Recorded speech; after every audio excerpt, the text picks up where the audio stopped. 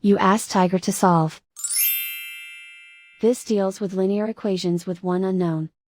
The final result is a equals 5/3. Let's solve it step by step.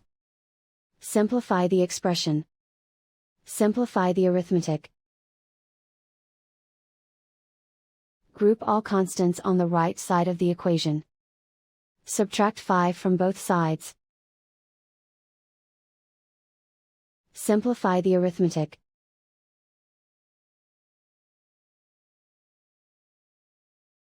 Isolate the a. Divide both sides by -3. Cancel out the negatives. Simplify the fraction. Cancel out the negatives.